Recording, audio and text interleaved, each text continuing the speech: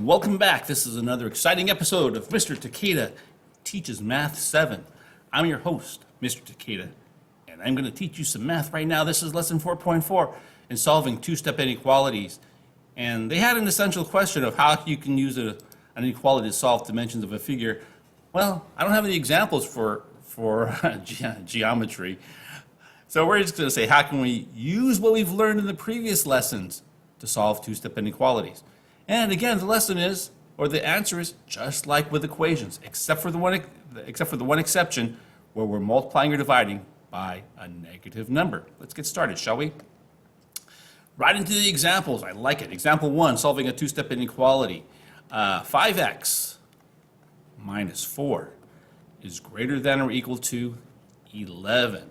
Okay, so we're solving for x, and we can just pretend this is an equation. So I'm going to add 4 to both sides.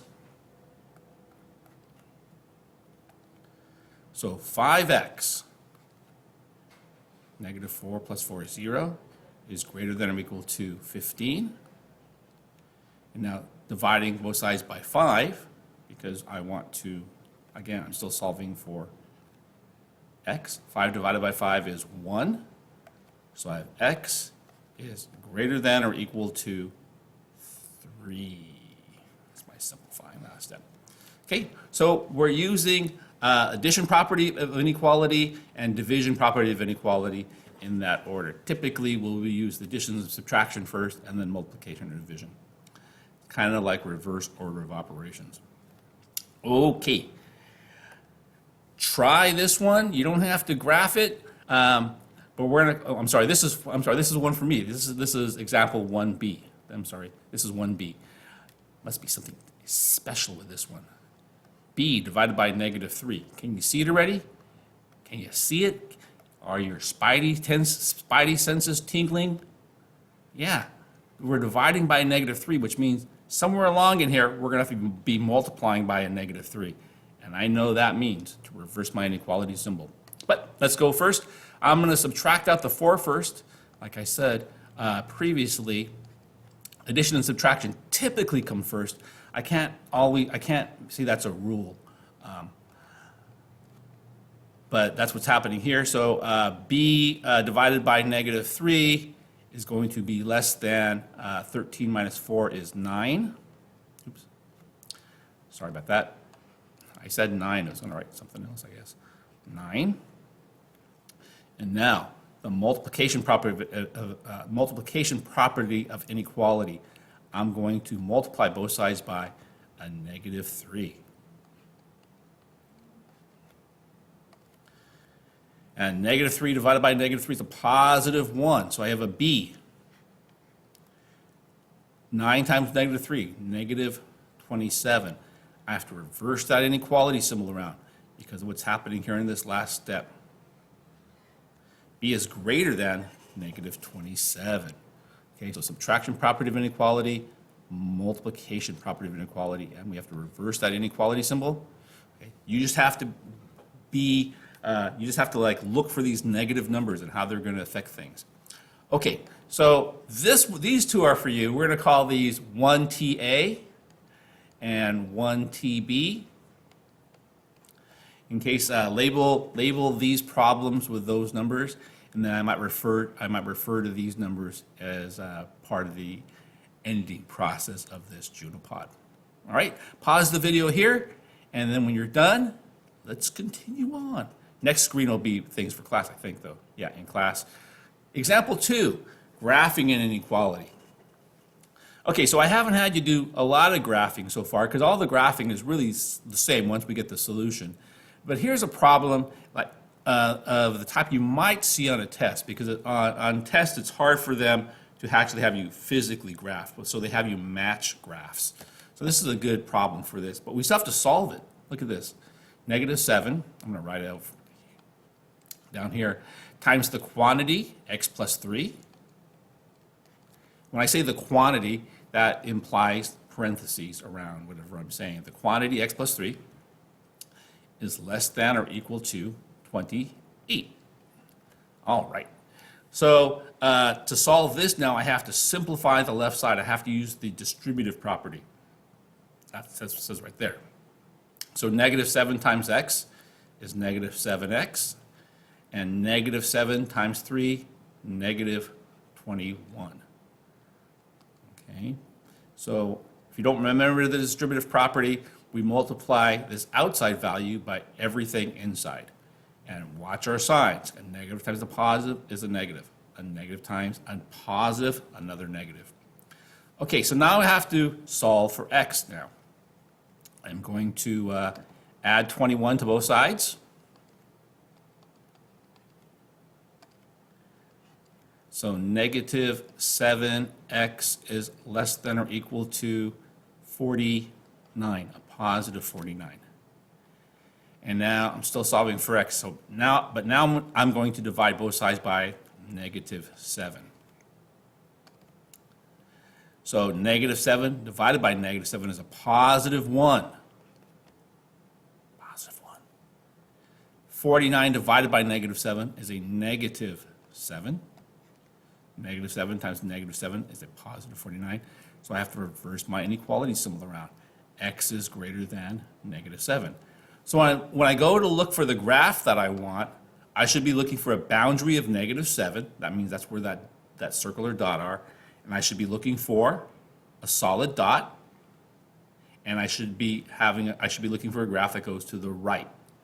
So negative 7, this one goes to the left, so that can't be it. This is positive 7, so this can't be it.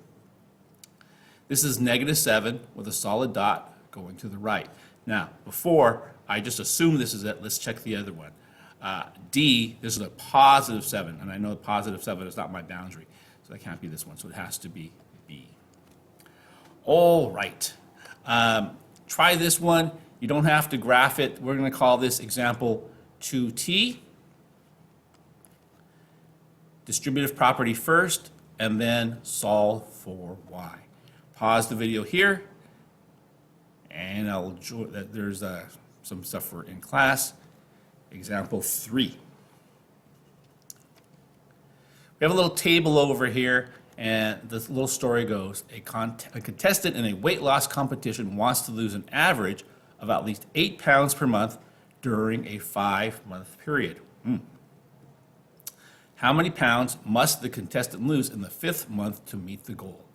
Okay, so we have these 4 months, but then we have a 5th month, and that's what we want to know, right? That's what we're looking for. So since we're looking for average, that's the same as mean. We'll use our knowledge of what mean is to write an inequality that will answer this question. So we know that we're going to add all these up. So 12 plus 9 plus 5 plus 8 plus x. I'm going to replace this with an x, right? That's the 5th month. All those divided by 5. Now, we want the average to be 8. Okay, but when they say at least 8 pounds per month, that means that all this has to be greater than or equal to 8. Okay, this is the tricky part when it comes to using these words, at least 8 pounds. So you think about it, if you were trying to lose weight in a competition, and they said at least 8 pounds per month, you don't want numbers less than 8. You want to say, oh, I lost 6 pounds, I lost 5 pounds, I should be winning. No, you want to lose more than 8 pounds, okay, or at least 8 pounds, which means equal to. Okay, so let's go ahead and solve this here. First thing I'm going to do now in this case, let's add all these together here first. I think let's simplify this.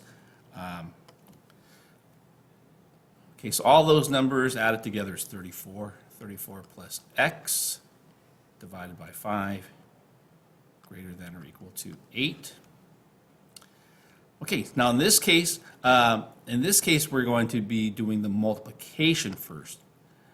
Okay, I can't subtract the 34 first because this isn't really 34.